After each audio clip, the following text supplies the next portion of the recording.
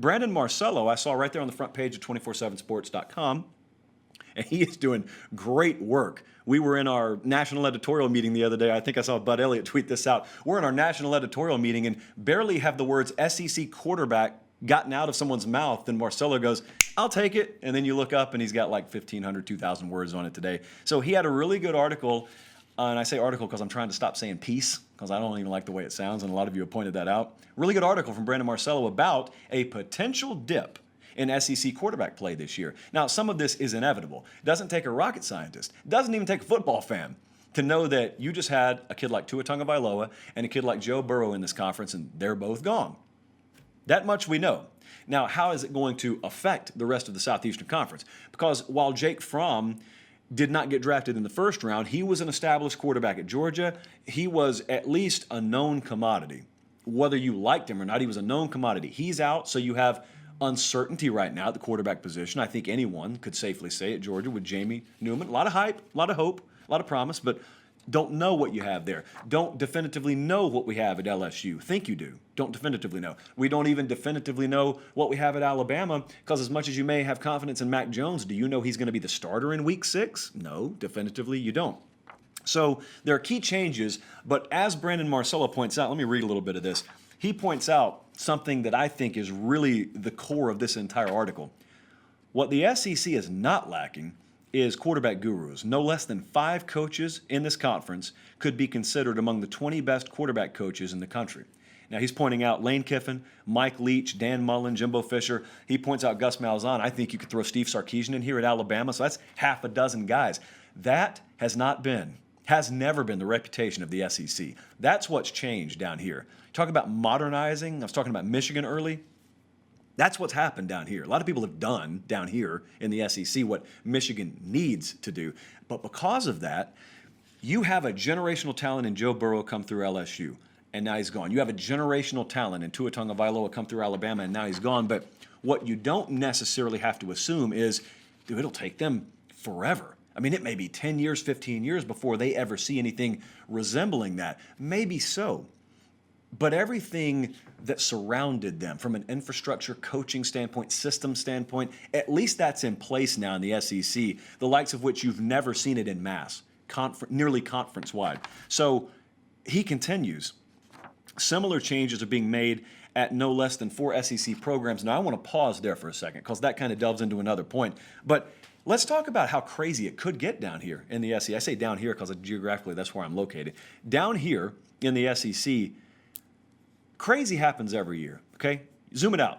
College football, crazy happens every year. If you were ever to buy a season preview magazine or just write your own predictions down on a piece of paper in July and then revisit that magazine or revisit your predictions in January after the confetti has settled and we have a national champion, when's the last time that you ever looked back over the span of a season and everything you wrote down in July panned out?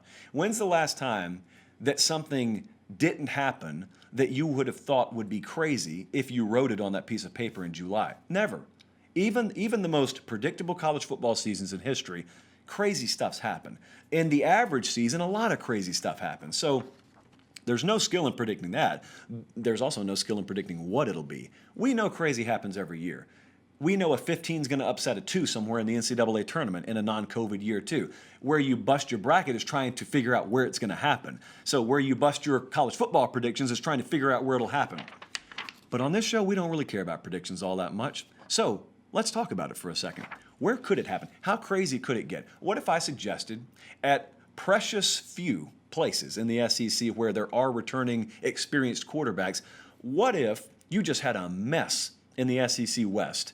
It was a knife fight as usual, but experience at quarterback ended up winning out, and it was either Bo Nix at Auburn or maybe Kellen Mond and Jimbo Fisher at A&M that came out of nowhere and they kind of, bear crawled over broken glass and got themselves to Atlanta. And what if it was Kyle Trask in Florida and Dan Mullen waiting for them in Atlanta? In retrospect, I'll tell you what would happen. The week leading up to SEC Championship Saturday, a lot of people would break out their keyboards and they would say, we should have seen this coming. These were the 2 programs with the best combination of head coach / quarterback guru and returning quarterback in the SEC. And I would probably counter with, no, you shouldn't have seen it coming. There's nothing you know now that you don't know or you didn't know then. And we're in December, hypothetically now. We know now.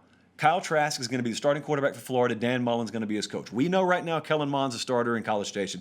Jimbo Fisher's his coach. Does that lead anyone out there to believe, maybe more so for Florida than A&M, but does anyone believe A&M's coming out of the West? How many of you do? I don't fault you. You can make a prediction. Yours is as valuable as mine. I just want you to go on record with it. Because a lot of people like to wag their finger at the rest of America, in retrospect, when everyone knows what happened. It's easy to make a prediction after games have already happened. A lot of folks, though, will probably sit there if that were to pan out and say, oh, we should have seen this coming. No, you shouldn't. Doesn't mean it can't happen, but I think it'd be pretty crazy. But Trask at Florida, Mond in College Station, I think Bo Nix is a little forgotten in this whole equation, but Bo Nix there too. But then Marcelo goes on. Need to use his full name, Brandon Marcelo. This is not a Zoom conference at 9 a.m. on a Tuesday. He said similar changes are being made at no less than 4 SEC programs. When he says similar, he's talking about maybe you don't think that experience is going to win out at quarterback. Maybe you're not looking at Florida. Maybe you're not looking at Texas A&M. Maybe you're looking for the next, what he called the LSU effect. So where could a version, a sampling of the LSU effect pop up? Well, the air raid, and this is Brandon Marcelo writing again, the air raid is back in the SEC with Mike Leach at Mississippi State. Also got KJ Costello transferring in there. Lane Kiffin was the brainchild of Alabama's sudden switch to a wide-open approach. When he was the OC for the Tide, he is now in Oxford, Mississippi. Former Southern Miss coach Todd Monken calling the plays with a new quarterback at Georgia. And Gus Malzahn has turned the keys of his offense. I think a lot of you have forgotten about this, but remember, Gus Malzahn has hired former Arkansas head coach and former Clemson offensive coordinator Chad Morris. Now, the question on the Plains is how much delegation of the offense and responsibilities from a play calling and week-to-week game planning standpoint are truly being transferred from Gus Malzahn to Chad Morris. And if you were to listen to what's come out down there, it's 100%. If you've ever followed Auburn football, then you know we need to take a wait-and-see approach on that. But let's just, for sake of argument, say it is Chad Morris offense down there. Well, it's going to look different. A lot more intermediate passing, a lot more using the middle of the field, a lot more utilizing an entire playbook and making a defense defend the entire field.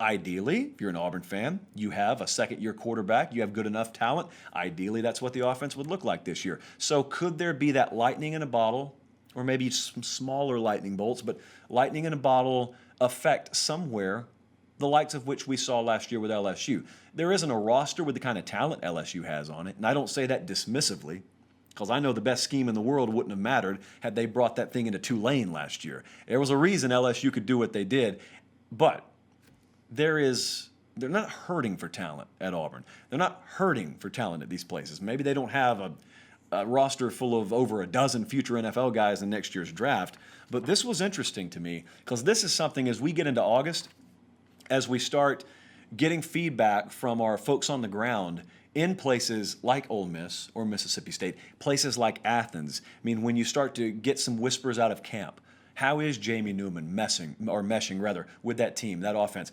How is Todd Monken, new offensive coordinator there? How do they feel like their install has gone? Do they feel comfortable enough with shifting towards an approach that favors that side of the ball, even as they've lost spring, knowing they got a top defense in the country? Is that really the style of play they want at Georgia this year?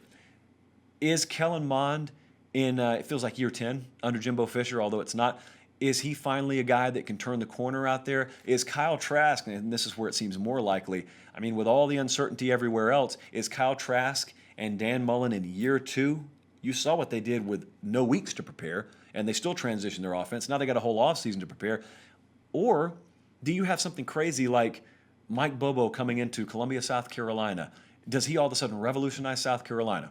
It's a much taller task, I think, there because of the relative roster inadequacies in Columbia, maybe relative to a Florida or maybe relative to a Georgia, but still could happen. This is something to watch, folks. This is something to watch big time because we're not talking about competing here for a late December bowl game if we do have a normal bowl schedule.